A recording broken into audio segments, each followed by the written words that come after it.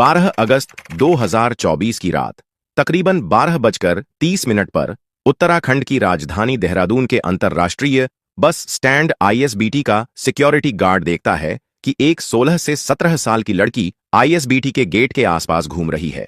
वह लड़की बहुत परेशान लग रही थी। उसके कपड़े भी कुछ अस्त व्यस्त थे और उसके बाद वह देखता है कि एक अनजान व्यक्ति बार बार उसके पास आता है, उसे कुछ कहता है, उसे आईएसबीटी से बाहर धकेलने की कोशिश करता है, लेकिन वह लड़की घूम फिर कर वहीं पर आ जाती है। जब यह सिक्योरिटी गार्ड नोटिस करता है कि अनजान व्यक्ति बार बार उसे परेशान कर रहा है, बार बार उसे कुछ कह रहा है, तो इस सिक्योरिटी गार्ड को लगता है कि दाल में कुछ काला जरूर है, जिसके चलते वह एक 098 चाइल्ड वेलफेयर कम्युनिटी वालों को कॉल करता है और सारी बात की खबर उनको देता है। कुछ देर बाद वहां पर चाइल्ड वेलफेयर कम्युनिटी से कुछ लोग आते हैं। वो सिक्योरिटी गार्ड से पूरी स्थिति का ब्यौरा लेते हैं और उस लड़की को अपने साथ लेकर चले जाते हैं। वो लड़की कुछ भी बोलने की स्थिति में नहीं थी, वो बहुत ज्यादा परेशान थी और यहां से जो चाइल्ड वेलफेयर कम्युनिटी वाले लोग होते हैं वो समझ जाते हैं कि इस लड़की के साथ कुछ गलत तो जरूर हुआ है, लेकिन उसके बाद वो लड़की जो उन लोगों को बताती है वो जानकर चाइल्ड वेलफेयर वालों की भी रूह कांप जाती है। आखिर ये 16 से 17 साल की लड़की कौन थी और उसके साथ उस दिन आईएसबीटी देहरादून में क्या हुआ था? चलिए आज के इस वीडियो में इस पूरी कहानी का विश्लेषण करते हैं। 12 तारीख की रात चाइल्ड वेलफेयर वाले उस लड़की को अपने साथ ले जाते हैं, लेकिन अगले दिन यानी कि 13 तारीख को वह कुछ भी बताने की स्थिति में नहीं थी। वह सिर्फ एक ही बात बोल रही थी कि मेरे साथ उन 5 लोगों ने गलत किया है। जब उससे यह पूछा जाता था कि तुम्हारे साथ क्या हुआ है, वो कुछ भी नहीं बताती थी और केवल रोना शुरू कर देती थी। अब यहीं से जो चाइल्ड वेलफेयर वाले होते हैं वो पुलिस को कांटेक्ट करते हैं और यह पूरे मामले की जो शिकायत है वो पुलिस स्टेशन में भी कराई जाती है, जिसके बाद 14 अगस्त 2024 को आईएसबीटी के सीसीटीवी कैमरे खंगाले जाते हैं और उसी सीसीटीवी कैमरे में उस व्यक्ति का भी पता लग जाता है जो इस लड़की के आसपास घूम रहा था और जिसको देखने के बाद ही वहां की सिक्योरिटी गार्ड ने चाइल्ड वेलफेयर वालों को कॉल किया था। अब थोड़ी सी पूछताछ करने के बाद ही पुलिस को मालूम चल जाता है कि जो व्यक्ति इस लड़की के आसपास घूम रहा था वह कोई और नहीं बल्कि इसी आईएसबीटी में एक बस का कंडक्टर है। और थोड़ी छानबीन करने के बाद पुलिस उस व्यक्ति को ढूंढ लेती है और उसको अरेस्ट कर लेती है। इस व्यक्ति की उम्र 32 साल होती है और उसका नाम धर्मेंद्र होता है। आईएसबीटी की ही एक बस में यह कंडक्टर था। इसको अरेस्ट करती है पुलिस और जब उस लड़की के बारे में पूछताछ की जाती है तो यह साफ साफ इनकार कर देता है। यह कहता है कि मैं इस लड़की को नहीं जानता और ना ही इससे मेरा कोई संबंध है। वहीं दूसरी तरफ जो चाइल्ड वेलफेयर कम्युनिटी वाले हैं वो उस लड़की को नॉर्मल करके उससे भी सारे मामले की जांच पड़ताल कर रहे थे। और वहीं पर जो है उस लड़की को जब इस व्यक्ति को दिखाया जाता है, धर्मेंद्र नाम के इस 33 साल के व्यक्ति को जब उसके सामने ले जाया जाता है तो वह लड़की फूट फूट कर रोना शुरू कर देती है। और यहीं से पुलिस जो है वो धर्मेंद्र से शक्ति से पूछताछ करती है, क्योंकि पुलिस को मालूम चल चुका था कि धर्मेंद्र और इस लड़की के बीच में कुछ तो संबंध है। और जब शक्ति से पूछताछ की जाती है तो धर्मेंद्र यहां पर सारी बातों का खुलासा करता देता है और जो बातें धर्मेंद्र बताता है वह जानने के बाद यकीन मानिए आप भी अंदर से सिहर उठेंगे। धर्मेंद्र पुलिस को बताता है कि 12 अगस्त 2024 को तकरीबन सुबह 11 बजे वह दिल्ली से देहरादून के लिए बस लेकर चलने ही वाला था, तो वह देखता है कि दिल्ली के कश्मीरी गेट पर एक 16 से 17 साल की लड़की खड़ी हुई है।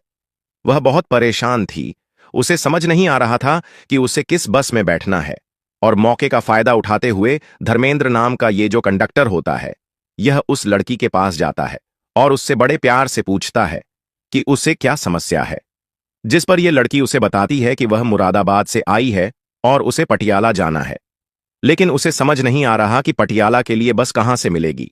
इस पर धर्मेंद्र उसे कहता है कि तुम चिंता मत करो, तुम हमारी बस में बैठ जाओ। यह बस पहले दिल्ली से देहरादून जाएगी और फिर तुम्हें देहरादून से सीधी बस पटियाला के लिए मिल जाएगी। हम तुम्हें वहां जाकर पटियाला की बस में बिठा देंगे। अब ये लड़की महज 16 या 17 साल की उम्र की थी, तो इसे ज्यादा समाज के बारे में जानकारी भी नहीं थी और ये धर्मेंद्र नाम के इस व्यक्ति पर भरोसा कर लेती है और यह उस बस में बैठ जाती है। धर्मेंद्र नाम का यह व्यक्ति जो कंडक्टर होता है यह उससे टिकट के पैसे भी नहीं लेता, जिससे वह लड़की उस बस में आराम से दिल्ली से बैठकर देहरादून तक आ जाती है। ये बस तकरीबन 9 बजे रात को जो है देहरादून ISBT बस स्टॉप पर पहुंचती है। जब ये लड़की बस से उतरने की कोशिश करती है तो धर्मेंद्र उसे कहता है कि अभी तुम बस में ही बैठे रहो, क्योंकि पटियाला जाने वाली बस अभी नहीं आई है। जैसे ही वो बस आएगी मैं तुम्हें बता दूंगा और तुम उस बस में जाकर बैठ जाना।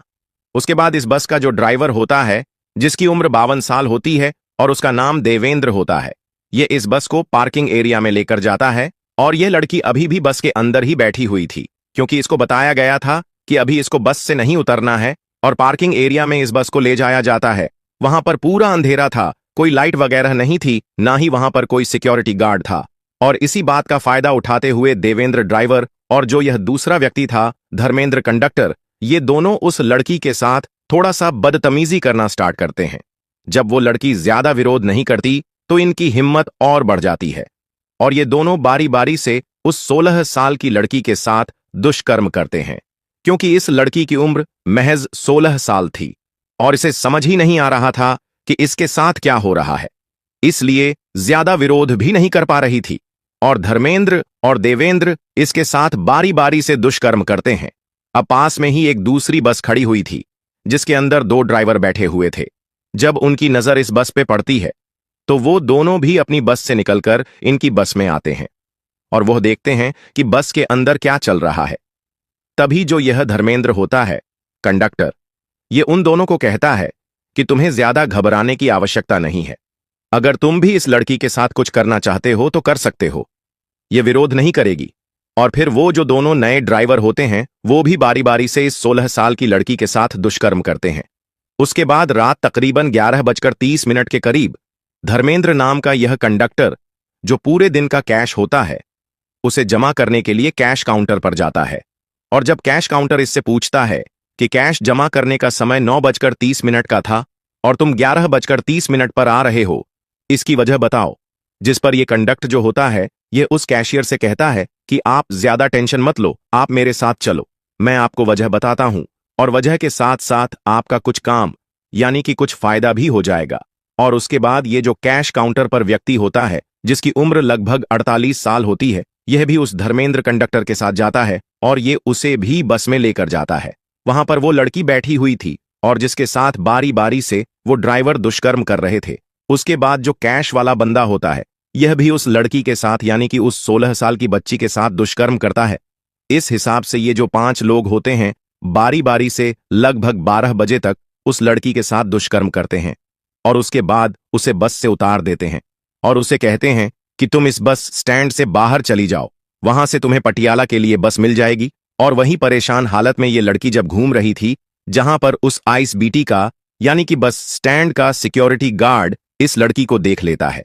जब इस पूरे मामले का खुलासा होता है तो 5 व्यक्तियों को इसमें अरेस्ट किया जाता है, जिसमें 3 बस ड्राइवर, 1 कंडक्टर और 1 कैश काउंटर वाला व्यक्ति शामिल होता है। इन 5 को गिरफ्तार करके पॉक्सो एक्ट में इन पर कार्रवाई चल रही है। उसके बाद इस लड़की के परिवार वालों की छानबीन की जाती है, जिससे पता लगता है कि यह मुरादाबाद की रहने वाली है। वहां से इसके पेरेंट्स को बुलाया जाता है। उसके बाद मालूम चलता है कि यह लड़की थोड़ा सा मानसिक तौर पर भी बीमार है, यानी कि इसका मानसिक संतुलन भी थोड़ा सही नहीं है और घर वाले भी इस बात को लेकर बहुत परेशान रहते हैं। और यह मुरादाबाद से बिना बताए निकली थी और यह पटियाला जाने वाली थी। यह अभी तक नहीं मालूम चल पाया कि पटियाला ये किसके पास और क्यों जा रही थी, लेकिन घर वालों का कहना है कि इसकी मानसिक स्थिति थोड़ी सही नहीं है और इसी मानसिक स्थिति का फायदा उठाते हुए धर्मेंद्र नाम के उस कंडक्टर ने 4 लोगों के साथ मिलकर इस 16 साल की बच्ची के साथ दुष्कर्म किया। ये 5 लोग गिरफ्तार हो चुके हैं, इनको सजा मिलेगी। लेकिन कहीं ना कहीं इस घटना से हमारे देश की लोगों की छोटी मानसिकता का फिर से पता चलता है। दोस्तों, अगर आपको ये वीडियो पसंद आई हो तो वीडियो को लाइक कर दें।